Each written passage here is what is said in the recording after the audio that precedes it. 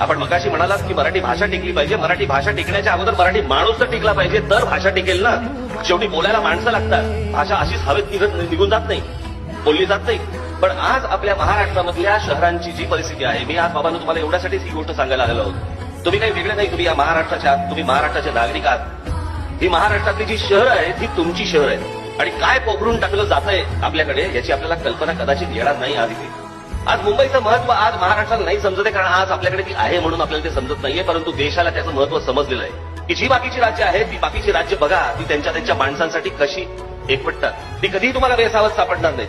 आज आमच्या महाराष्ट्रामधले शेतकरी आत्महत्या करतायत, त्याच्याबद्दल कोणी प्र काढायला तयार नाही. अनेक प्रश्न ज्यावेळेला उभे राहत आहेत, त्यांच्या आज अनेक शेतकऱ्यांची मुलं आज शिकलेली सवरलेली आहेत, त्यांच्या मुली शिकलेल्या सवरलेल्या आहेत. त्यांना त्यांचं काम हवंय हाताला. महाराष्ट्रामध्ये नोकऱ्या उपलब्ध आहेत, तुमच्यापर्यंत पोहोचत नाहीत, बाकीचे येऊन घेऊन जात आहेत आणि त्यांची संख्या वाढवत आहे. ही नुसती संख्या वाढवणं नाहीये, हे त्यांचे मतदारसंघ तयार करतायत. आज मला कोणाहीबद्दल मला काही द्वेष नाही, परंतु जे माझं आहे ते माझं मला टिकवलं पाहिजे, माझ्या माणसांसाठी टिकवलं पाहिजे. तुमचं आहे ते तुम्ही तुमचं टिकवा.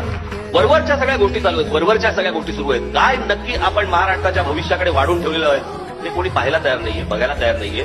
की येणाऱ्या पिढ्यांना आपण काय देणार आहोत, त्यांच्या हातात काय ठेवणार आहोत.